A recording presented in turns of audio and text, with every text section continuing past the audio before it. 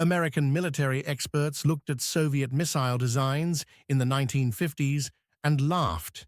They said the technology was primitive, the guidance systems were worthless, and there was no way these weapons could ever threaten American aircraft flying at high altitude.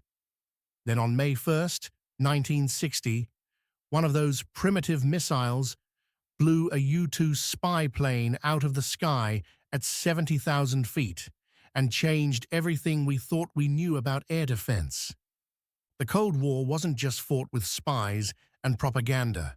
It was a constant technological race where both sides tried to build weapons that could counter whatever the other side had just invented. Throughout the 1950s, the United States dominated the skies. American bombers could fly higher and faster than anything the Soviets had. American reconnaissance aircraft could photograph Soviet military bases with complete freedom. The Pentagon was confident that American air superiority was unbeatable. Soviet air defense technology was dismissed as crude and ineffective by Western military analysts who looked at intelligence reports and saw weapons that seemed a generation behind American systems. But those analysts were about to learn a very expensive lesson about underestimating your enemy.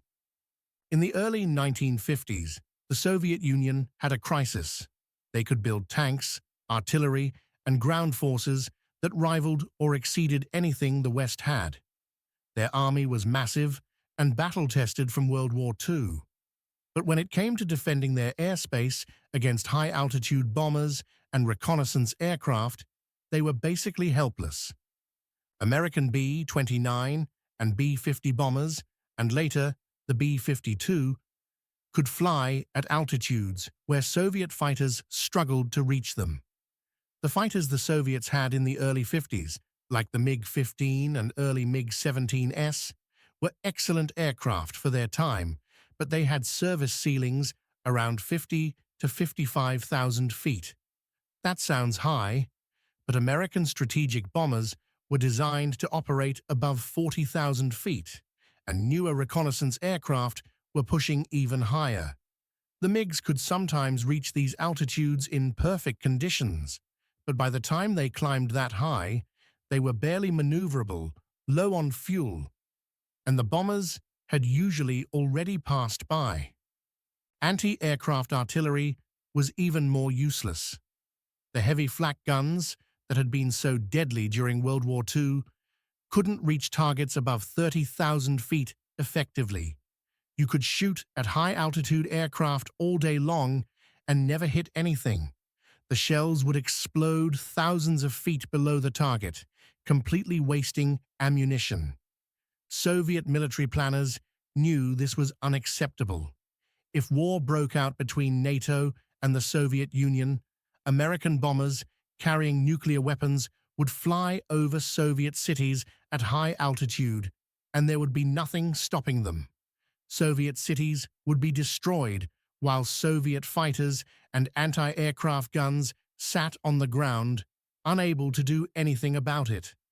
This vulnerability was terrifying to Soviet leadership. The solution was obvious. They needed surface-to-air missiles, guided missiles that could fly higher than any aircraft, track targets with radar, and destroy them reliably. But in the early 1950s, this technology barely existed. The Germans had experimented with anti-aircraft missiles during World War II, but those systems were primitive and rarely worked. The Americans were developing their own SAM systems like Nike Ajax, but the technology was new, expensive, and unproven in combat. Soviet engineers started working on their own missile systems in the late 1940s, initially copying some German designs that had been captured at the end of World War II. But they quickly realized that simply copying old German technology wouldn't be enough. They needed something more advanced, more reliable, and capable of reaching extreme altitudes. The project that would eventually become the S-75 missile system started in 1953 under the direction of a design bureau led by Pyotr Grushin. The requirements were challenging. The missile needed to reach altitudes of at least 60,000 feet, preferably higher. It needed to be fast enough to catch jet aircraft. It needed a guidance system accurate enough to actually hit a target, moving at several hundred miles per hour, miles above the Earth. And it needed to be reliable enough for mass production, because the Soviet Union would need hundreds or thousands of these systems to defend their enormous territory. The technical challenges were immense. Rocket motors powerful enough to push a missile to 60 or 70,000 feet required advanced fuel chemistry and materials that could withstand extreme heat and stress. Guidance systems needed radar that could track targets at those altitudes and computers that could calculate intercept courses in real time. Remember, this was the 1950s. Computers were room-sized machines that overheated constantly. Miniaturizing this technology enough to fit inside a missile was incredibly difficult. Radio command guidance was chosen as the primary method. The missile would be controlled from the ground by operators watching radar screens. They would track both the target aircraft and the missile simultaneously, then send radio commands to steer the missile toward an intercept. This approach had advantages and disadvantages. The advantage was that the missile itself didn't need a complex onboard guidance computer. The disadvantage was that the system required constant radio communication between the ground station and the missile, which could potentially be jammed by enemy electronic countermeasures. The missile design that emerged was called the V-750. It was about 35 feet long, weighed around 5,000 pounds, and had a maximum speed of around Mach 3. The warhead contained nearly 400 pounds of high explosives, surrounded by metal fragments designed to shred aircraft. Even a near miss would likely destroy or cripple a target. The complete system, designated as 75 by the Soviets and given the NATO reporting name SA-2 Guideline, included the missiles, mobile launchers, radar systems, and command vehicles. Everything was designed to be transportable, so the entire system could be moved to different locations. Initial tests in the mid-1950s were mixed. Some missiles flew perfectly and hit their targets. Others tumbled out of control or lost guidance and went wildly off course. The radar systems had problems tracking targets in certain weather conditions. The radio guidance could be disrupted by interference. Soviet engineers worked frantically to solve these problems, improving the design with each test. Meanwhile, Western intelligence was watching. American spy networks gathered information about Soviet missile development. Photos from reconnaissance flights showed the distinctive six-launcher configuration of S-75 sites being constructed around major Soviet cities. Intelligence analysts examined the data, and many of them were not impressed. Reports from the CIA and military intelligence described the S-75 as a system with significant limitations. The radio command guidance was considered vulnerable to jamming. The need for constant radar tracking meant the system could only engage one target at a time. The missiles were large and required extensive ground equipment, making the sites visible and vulnerable to attack. Some analysts noted that the maximum altitude claims seemed exaggerated based on the rocket motor design. There was a general sense in Western military circles that the Soviets were trying to build an effective SAM system but hadn't quite succeeded yet. This assessment was reinforced by the continued success of U-2 reconnaissance flights over the Soviet Union starting in 1956. The U-2 flew at altitudes around 70 to 75,000 feet, and for several years, Soviet air defenses couldn't touch it. MiG fighters scrambled to intercept U-2s, but couldn't climb high enough. Early S-75 missiles were launched at U-2s on several occasions, but failed to reach the necessary altitude. The American spy plane would cruise through Soviet airspace, photograph whatever it wanted, and fly home safely. Each successful mission reinforced the belief among American military planners that they had a decisive technological advantage. Some American generals openly dismissed Soviet missile technology. In briefings and public statements, they expressed confidence that American aircraft could operate with relative impunity against Soviet air defenses. The S-75 was acknowledged as a potential threat to lower-flying aircraft, but high-altitude platforms like the U-2 and the new SR-71 being developed were considered safe. Electronic countermeasures being installed on American bombers were expected to confuse Soviet radar and guidance systems. The general attitude was that Soviet technology was improving, but still lagged significantly behind American capabilities. This confidence wasn't entirely unjustified based on the evidence available at the time. The U-2 had been flying over the Soviet Union for years without being shot down. Soviet fighters couldn't reach it. Early S-75 missiles had failed to hit it. From an American perspective, it looked like they had found an altitude regime where Soviet air defenses simply couldn't operate effectively.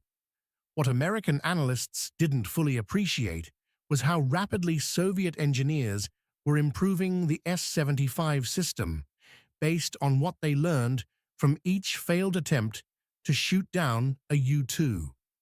Every time a U-2 flew over Soviet territory, Soviet air defense forces tried everything they could to bring it down. Radar operators tracked the aircraft from the moment it entered Soviet airspace.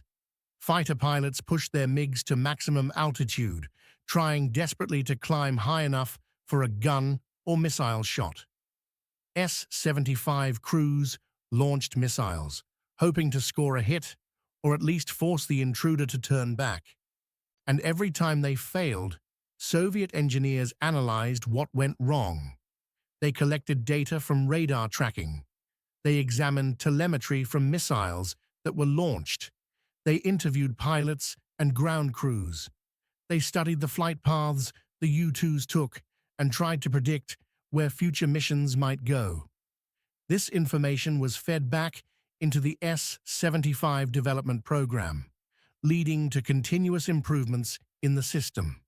One major breakthrough was improving the missile's maximum altitude capability. Early V-750 missiles struggled to reach much above 55,000 feet, which wasn't enough to threaten the U-2. Engineers redesigned the rocket motor to provide more thrust and burn longer. They reduced the missile's weight by using lighter materials where possible. They optimized the aerodynamics to reduce drag. Each modification added a few thousand feet to the maximum altitude. By 1959, upgraded V-750 missiles could reach altitudes above 70,000 feet in optimal conditions. The guidance system was also continuously refined. Soviet engineers improved the radar's ability to track small, high-altitude targets. They developed better algorithms for calculating intercept courses. They trained operators more extensively on how to guide missiles against fast, high-flying targets. The radio command link was strengthened to make it more resistant to jamming and interference. Deployment of S-75 systems accelerated across the Soviet Union. By the late 1950s, hundreds of sites had been constructed around major cities, military bases, and strategic facilities. The distinctive layout became familiar to Western intelligence analysts examining reconnaissance photos. Each site had 6 single-rail launchers arranged in a circle around a central command post, with radar systems positioned nearby. The sites were heavily camouflaged and protected by conventional anti-aircraft guns and troops. The Soviets also began exporting the S-75 system to Allied countries. China received S-75 systems and began producing their own copies. Other Soviet allies in Eastern Europe and elsewhere also acquired the missiles. This proliferation meant that American aircraft would potentially face S-75 missiles not just over the Soviet Union, but anywhere the Soviets had significant influence. But the ultimate test of the system would come against its primary target, the U-2 spy plane that had been humiliating Soviet air defenses for years. Soviet air defense commanders were under enormous political pressure to stop these overflights. Every time a U-2 flew over Moscow or other sensitive areas, it was a propaganda disaster for the Soviet government. They were supposed to be a superpower, yet they couldn't stop a single American plane from photographing whatever it wanted. Intelligence played a crucial role in what would eventually happen. Soviet signals intelligence had been monitoring U-2 operations for years. They knew the planes operated from bases in Pakistan, Turkey, and Germany. They could sometimes detect when a U-2 mission was being prepared based on increased radio traffic and other indicators. This gave air defense forces advance warning that an overflight might be coming, allowing them to position forces and prepare to engage the intruder.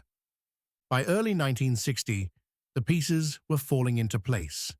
The S-75 system had been improved to the point where it could theoretically engage targets at 70,000 feet. Crews were well-trained and experienced from years of unsuccessful attempts. Soviet intelligence had refined their ability to predict U-2 operations. Air defense commanders had developed tactics specifically designed for engaging high-altitude targets, including launching multiple missiles in salvo to increase the probability of a hit. On the American side, CIA planners knew the risk was increasing. Intelligence reports indicated that Soviet SAM capabilities were improving. Some analysts warned that continuing U-2 overflights was becoming increasingly dangerous. But the intelligence gathered from these missions was so valuable that the flights continued. President Eisenhower personally approved each mission, weighing the intelligence value against the diplomatic and political risks if a plane was shot down. The mission planned for May 1st, 1960, was particularly ambitious. Pilot Francis Gary Powers would take off from Peshawar, Pakistan, fly across the entire width of the Soviet Union, photograph multiple targets, including missile development facilities and military bases, and land in Norway. It was a 9-hour flight, covering thousands of miles deep in Soviet territory. If successful, it would provide invaluable intelligence. If something went wrong, it would be a disaster. Powers was an experienced U-2 pilot who had flown multiple missions over the Soviet Union. He knew the risks, but trusted the aircraft and the altitude advantage it provided. The U-2 had never been shot down. Missiles had been launched at U-2s before and always fell short. Soviet fighters couldn't reach the altitude. There was danger, certainly, but the track record suggested the mission would succeed like all the others had. Soviet air defense forces were tracking the U-2 from the moment it crossed into Soviet airspace. Radar stations reported the intruder's position to air defense headquarters. Fighter units were put on alert, and critically, S-75 missile batteries along the projected flight path were ordered to prepare to engage. Multiple sites were ready to fire. This time, the Soviets had advance intelligence about the approximate route the U-2 would take, allowing them to position forces optimally. As Powers flew north across Central Asia and into Russia proper, he was unaware that below him, Soviet air defense forces were preparing for their best opportunity yet to bring down the spy plane that had mocked them for so long. Multiple S-75 sites were tracking him. Missiles were ready. Crews were awaiting the order to fire. The technology that American generals had dismissed as primitive was about to prove itself in the most dramatic way possible. Around 8:50 a.m. local time, as Francis Gary Powers flew his U-2 over Sverdlovsk in central Russia, Soviet air defense commanders gave the order to fire. Multiple S-75 sites launched missiles at the American spy plane. The first missile left its launcher and streaked upward, accelerating to 3 times the speed of sound as it climbed toward the target 70,000 feet above. Powers saw the missile contrail far below him. He'd seen missiles launched at his aircraft before on previous missions. They always fell short. He continued on his planned route, cameras operating, recording images of Soviet military installations below. But this time was different. The S-75 missile continued climbing, higher than any previous attempt. The ground controllers watched their radar screens, tracking both the target and the missile, making constant adjustments to the missile's trajectory. At approximately 70,000 feet, the S-75 missile's proximity fuse detected the U-2 and detonated. The warhead exploded slightly behind and below the aircraft. Hundreds of metal fragments, traveling at supersonic speed, tore into the U-2's fragile airframe. The aircraft was never designed to take combat damage. It had no armor, no redundant systems, no defensive countermeasures beyond altitude. The explosion damaged control surfaces, punctured the fuselage, and may have damaged one of the wings. Powers felt the aircraft shudder and begin to lose control. The nose pitched down. He tried to recover, but the U-2 wasn't responding properly. Altitude started dropping rapidly. The aircraft was breaking apart around him. The centrifugal forces from the tumbling aircraft made it nearly impossible to reach the self-destruct switches that would destroy the classified camera equipment. He couldn't activate the ejection seat because early U-2 models didn't have one due to weight restrictions. His only option was to manually bail out. As the aircraft tumbled through the sky, Powers managed to release his seat straps and was partially thrown clear of the disintegrating aircraft. He deployed his parachute and began drifting down toward Soviet territory. Below him, pieces of the U-2 were falling across several miles of countryside. The classified cameras, the film containing photographs of Soviet military sites, the specialized equipment, all of it was coming down where Soviet forces would easily recover it. Soviet military units on the ground had been alerted that a U-2 was overhead and missiles had been launched. When they saw parachutes descending, they rushed to the landing sites. Powers landed in a field and was immediately surrounded by Soviet soldiers and civilians. He was captured within minutes. Any hope of destroying the aircraft or escaping was gone. Interestingly, the missile attack had unintended consequences. Soviet fighters had been scrambled to intercept the U-2, and in the confusion of the missile launches and the damaged U-2 tumbling through the sky, Soviet air defense operators may have accidentally shot down one of their own MiG fighters with another S-75 missile. The pilot of that MiG was killed.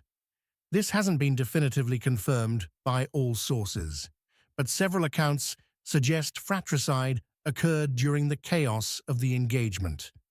The immediate aftermath was confusing for American intelligence.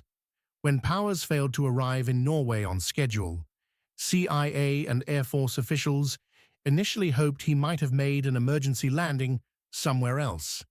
But they had no communication from him and no evidence of where he might be. They activated their cover story. NASA announced that a weather research aircraft operating in Turkey had gone missing after the pilot reported problems with the oxygen system. They even displayed a U-2 painted in NASA colors and said it had accidentally drifted off course. Then Soviet Premier Nikita Khrushchev revealed the truth. In a speech to the Supreme Soviet on May 7th, he announced that an American spy plane had been shot down over Soviet territory. But he didn't initially reveal that the pilot had survived, setting a trap for American officials. When the United States stuck to the weatherplane cover story, Khrushchev sprung his surprise. He revealed that Francis Gary Powers was alive, in Soviet custody, and had confessed to being a CIA pilot on an espionage mission.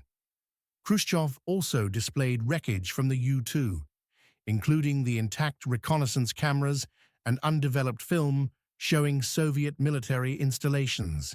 The American cover story collapsed completely. President Eisenhower was forced to publicly acknowledge that the United States had been conducting espionage flights over the Soviet Union. It was a humiliating moment for American prestige. A planned summit meeting in Paris between Eisenhower and Khrushchev collapsed when the Soviet leader demanded an apology that Eisenhower refused to give. US-Soviet relations, which had been slowly warming, froze again. The diplomatic fallout was severe and long-lasting. The shoot-down of Gary Powers' U-2 was more than just one aircraft lost. It was the moment when American military dominance of the skies ended.